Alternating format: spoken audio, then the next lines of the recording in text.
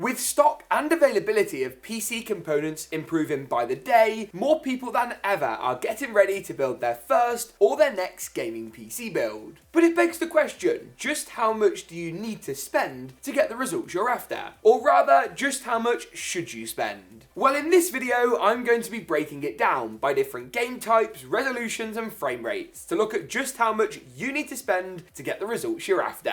Let's do this. Now, for some people, the answer to this question is probably going to be as much money as I've got available, which makes complete sense. But do you actually need to spend that much, or have you got enough? And they're really important questions to answer before embarking on your first build. Poor component choices now can create a world of pain later, when you look to upgrade your PC, or it doesn't quite give you the performance that you're looking for. So let's start off nice and simple. In 2022, it's possible to build a budget gaming PC with a dedicated GPU for about $750 to $900, depending on where in the world you're based. Here in the UK, you can pick up Nvidia's brand new 3050 for about £300 or $300. With the GPU typically representing 40 to 50% of a build, you're looking at a $700 or $800 budget. Mid-range cards like the 3060 Ti or 6700 XT are now commonly available for the $500 mark, give or take, making a build around $1,200 on the mid-range very feasible indeed. GPU prices are falling, and I don't want to spend the whole video talking about graphics cards, because frankly, we've heard enough about those already. But they're a great starting point. The GPU you go for is roughly going to define the results you're able to get. Lower end cards like these from AMD and Nvidia will suit 1080p gaming well, while as you run up the range, 1440p and 4K becomes more feasible. In the last couple of years, components like CPUs and particularly memory and SSDs of the new DDR5 and Gen 4 standards have got more expensive, pushing the GPU from about half of your budget to just under half of your budget. Now, of course, in your region, if GPU prices are still massively inflated, it's probably going to be more like 60% of your build's overall budget. And it's worth noting that even though GPU prices have fallen, AMD and Nvidia have very sneakily bumped up the MSRPs of the low-end cards in comparison to the last generation. That makes an $800 build price point from a couple of years ago more difficult to achieve now. Back then, you could pick up a GTX 750 Ti,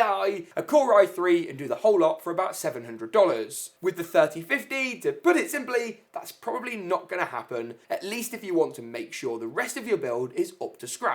The use case of your PC is also going to heavily influence how much you need to spend. If you're someone who's just gaming, the question becomes much easier. But if you're looking to do some 3D rendering, CAD work or video editing, you'll need a more powerful Ryzen 7 or i7 CPU. And if you're someone who likes to do loads of research with 150 Chrome tabs open, you probably want to knock your 16 gigs of RAM up to about 32 gigabytes. What's more, if you're someone who wants a really silent PC, or a build that looks sick with like these new Corsair Mini Nano Leafs for your PC, then once again you will need to spend more. And our general price indications in this video are based on a baseline build, perfect for gaming, but not necessarily the flashiest or most specialised build out there. As a general rule of thumb, I wouldn't spend less than $650 or $700 on a gaming PC right now. You want to pick up a dedicated GPU, at least of the class of a GTX 1650. And while we have covered APU options, there are a range of CPUs and GPUs built into one unit from AMD on the channel before, they're only really good for basic esports titles out there. If 1080p gaming at 60 FPS is what you're after, you'll need a 3050 or 3060, meaning you'll be spending more like $750 to $1,200.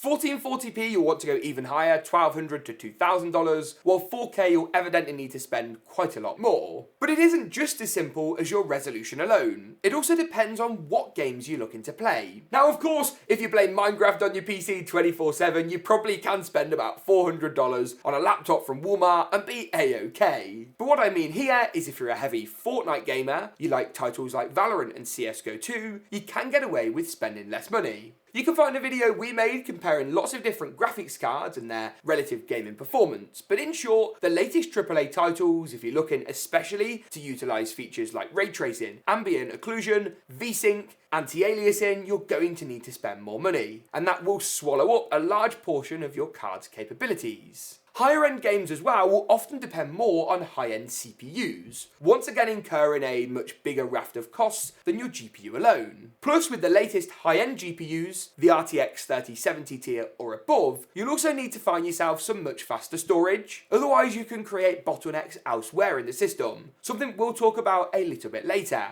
A massive factor that's also going to influence, aside from game and resolution, is frame rate. Now, some people out there like to game at 280 frames per second on their 300Hz monitor to get the best competitive advantage possible. Here you'll want to spend more money, more like a 1440p or 4K build budget, but game at a low resolution. Another massive factor to consider is the frame rate you're looking to game at. I'm someone who's quite content sitting in an amateur first-person shooter at 100 frames per second or so, and playing a racing title like Forza Horizon 5 at no more than 60 FPS. But for some people, that's simply not going to cut the mustard. If you've got some massive competitive friends who really like to play the latest titles at super high frame rates, you might find yourself not wanting to miss out on that competitive advantage. And once again, you'll have to spend more money compared to your peers for the same resolution, but of course a higher frame rate. To put it simply, an $800 gaming PC is not going to deliver 300 FPS in the latest titles, or even older games like Fortnite. It's just not going to happen. If you want a high frame rate 1080p build, you'll need to sit more in our 1440p category. It's also worth considering other factors. Do you want to stream your gameplay while you're playing the title? If so, you'll need a bit more power. And if you're rocking a fancy triple monitor setup and love to do a bit of multitasking while whacking out some kills in Call of Duty Zombies, then once again, you'll need to spend just that little bit more. But there are ways to save money. I know you're probably thinking, James, all we're talking about here is spend, spend, spend. I simply haven't got that amount of dosh to put into my PC build. A great way of doing things is to build yourself more of a skeleton rig and upgrade as you go. For example, sticking with a small 500GB SSD for now and adding in a large hard drive or big SSD later for more game storage. You can also stick with something like an AMD stock cooler in the meantime, or Intel's new great included cooler too, and then add in an upgraded air cooler or even a liquid cooler later down the line. Components which are great to save money on include items like the motherboard, where as long as you've got the ports and features you need, you can sacrifice extra additions like overclocking, aesthetics and built-in I/O shields for a cheaper board that still gives you the exact same performance. What's more, a case is also a really great way to trim down the budget of your build. Now, on the channel we love to feature great looking chassis,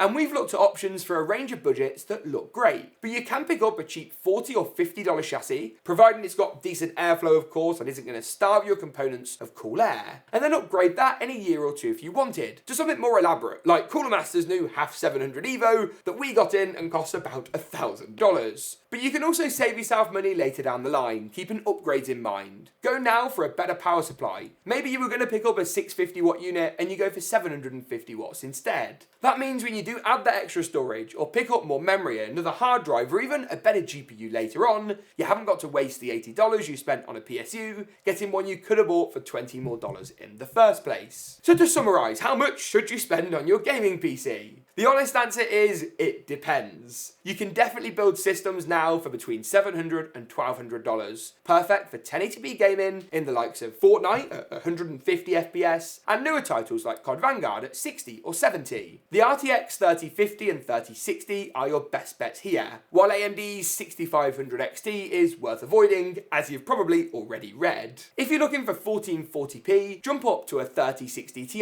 3070 or AMD's 6700 XT, and couple it up with an i5 or an i7 unit if you want to do some more demanding CPU-based tasks. On the higher end, you want an i7 or a Ryzen 7 build equipped with a 3080, 3080 Ti or something in that vein. But naturally you'll be spending a higher portion of your money on non-graphics cards components on the higher end as you will on the lower end. The good news for gamers though is that things are getting easier by the day, and in the last 2.5 years it's never been easier to put together a gaming PC, especially on a budget. If you're looking for some build inspiration, go and check out a wide range of builds we've got on the channel, as we'll never assemble something that we wouldn't recommend you going for yourself. And as ever, do your research on every single one of the components that you buy. I hope you found this video useful. If so, give it a big old like rating, get subscribed. Thanks for tuning in, and as always, we'll see you in the next one.